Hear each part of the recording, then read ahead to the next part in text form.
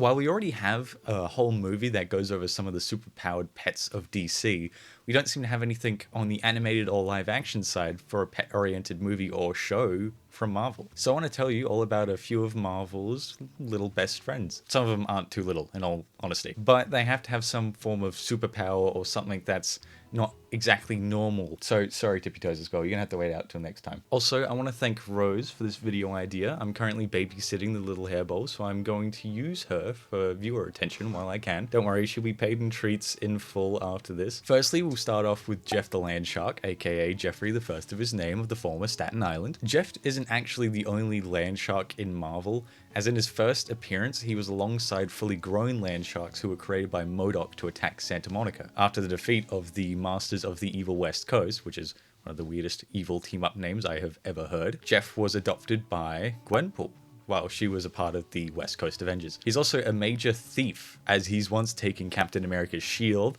the Eye of Agamotto, Black Widow's gauntlets, Kate Bishop's trick arrows, Miles Morales' mask, and Falcon's wings, and using them, he ambushed said heroes that he just stole from. He then later somehow ate the Infinity Gauntlet, which doesn't seem great for a little guy. Jeff has had his fair share of owners too. Obviously, you have Gwenpool, and then there was Elsa Bloodstone, who had him for a bit, and then it got handed to Deadpool, and then he got handed back to Elsa again, and eventually he somehow ended up in the care of Kate Bishop. Nowadays, though, he seems to be his own land shark, as he's doing his best to heal you before getting jumped by someone, as no one is protecting the healers in the back. Obviously, he's a shark with legs, so like he can do anything a shark can do, but you know, with legs. But one thing to note is that he was made to be capable of breathing on land and in water. He's also incredibly smart, apparently. You see, him being a pet is completely his decision because he's actually pretty lazy canonically. He's also accidentally made Pym particles before, which is crazy. A little birdie told me about this next one. Redwing. The MCU has unfortunately turned Redwing into a little drone, which sucks because having an actual Falcon as a little buddy goes really hard, especially for a dude who is named Falcon. Although I guess they didn't want to have to keep pointing out Falcon and Falcon. Redwing is the partner to Falcon and was purchased by the hero whilst he was in Rio. And thanks to some cosmic cube power, the two share a telepathic link. I can't help but feel like hearing just a bird cawing in your head while you're trying to beat someone up probably wouldn't be like the ideal sound. At some point after Sam went from the Falcon to Captain America, he had to fight some vampires. And during said fight, Redwing was bitten by one, but thankfully survived. But now he's technically a vampire Falcon. You know how badass that sounds? Thanks to his link to Redwing, Falcon can use his eyes like an Assassin's Creed game. And thanks to his vampiric blood, he also has heightened regeneration. And somehow the bird doesn't seem to have a weakness to the sun, even though he's part vampire, which makes me think, does he still need to drink blood? And if he does, how would that work? Would he just peck someone until it starts splitting, or what? Next up we have Clifford, the big red dog. Her name is actually Princess, though. Funny thing to know, did you know that symbiotes are considered pets? In this case, it makes sense and it's normal, but for Venom, I feel like that's kind of like cruel and rude to refer to him as a pet. In an attempt to clone a version of Cletus Cassidy through Deadpool's healing factor, a cloned version of Carnage was planted inside of the mercenary, and the symbiote was later made docile-ish. Also, I'm using the fandom page to get my information, but here's a paragraph I found interesting. Nicknamed Renesmee by Deadpool due to it eating him from the inside out. I don't know what Renesmee is, I should probably have googled that. The symbiote attempted to get him to confess his feelings for Valentine.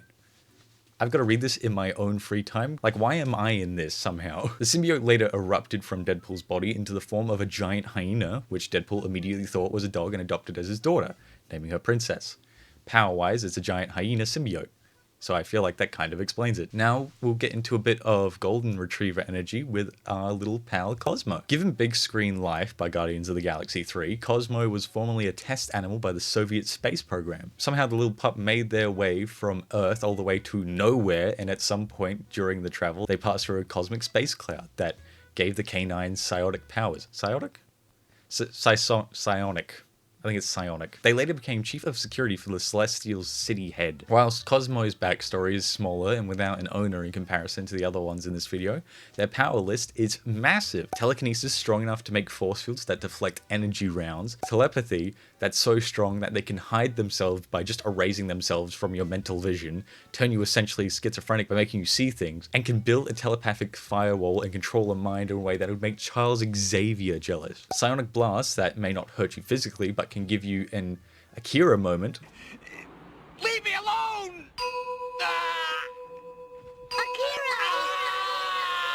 Massive headaches, essentially. Mental detection, meaning that they know you're nearby as long as you can think.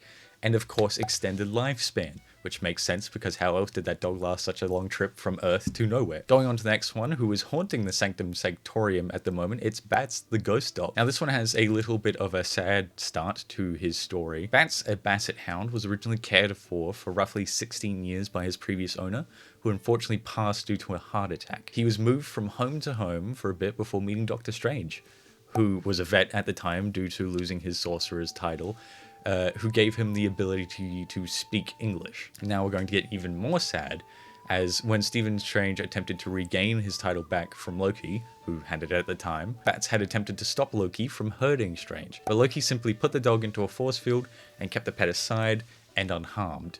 Unfortunately, Bats barked his heart away as he passed from a raised heart rate, leading to a heart attack. Loki apologized for the unintentional passing of Bats. Strange wanted nothing to do with it. Bats later reappeared as a spectre and found Strange. So a happy ending for all, happy owner for Bats, and the Doctor no longer has to pay for dog food. Or he has to feed him some kind of like spectral dog treat, which I imagine isn't too cheap. And as a ghost, he gained the ability to possess people, which is neat, but also implies that anyone he possesses truly has that dog in them. But bringing Loki back up, he obviously cares for dogs to an extent due to his care to keep Doctor Strange's dog away from a fight. So it's not surprising that Loki himself has a little pup named Thori, which is very creative, Loki. Thori was born alongside 7 hell pups and was fathered by Garm, who is the son of the hellhound, apparently, I think. Whilst most of the pups had their mother's soft nature, Thori had his father's strength and feral attitude. Loki was gifted the litter for Yuletide, but was told that he cannot have them. And so he placed the pups in new homes all across the realms, except for one of them. He returned home with the pup and was told that he couldn't keep the dog, and was commanded to disappear it, if you catch my drift. He couldn't bring himself to do it though, as he saw himself in the dog, and so he adopted it and he named it Thori. And since he's a hellhound, he obviously has all the powers of one. He can extrude hellfire, which makes sense. His snoz is so powerful that it can track you interdimensionally. You cannot get away from this thing. He can also travel at incredible speeds and is capable of space flight somehow, and he can also speak, but not like bark, like he can talk. A little bonus here at the end, we'll look at Chewbacca Sassy Danvers, aka Chewie, the little interdimensional cat. You aren't an interdimensional cat, are you, Rose? Rose? After a very confusing interdimensional fight, Carol Danvers ended up in a hotel with a newly adopted Flurkin, which is an interdimensional alien that looks like a cat that can canonically contain an entire dimension within their stomachs. Cthulhu a cat. They also lay eggs, like a litter of like 100+ eggs at a time. That is a lot of little vacuum cats. Power-wise, the only notable thing is the tentacle monster that can be summoned from the Flurkin's mouth that can consume anything into its near-infinite pocket dimension stomach. Once again, I'd like to thank my little feline friend here for her support in this video. I should get to the part where I plug myself then. If you like this video, then I do suggest subscribing, as I post once a week, so don't forget to hit that bell icon too to stay notified. And while you're down there, you might as well like the video, as it does help push it into the algorithm, and I'm sure Rose would appreciate it too. And once again, not sponsored.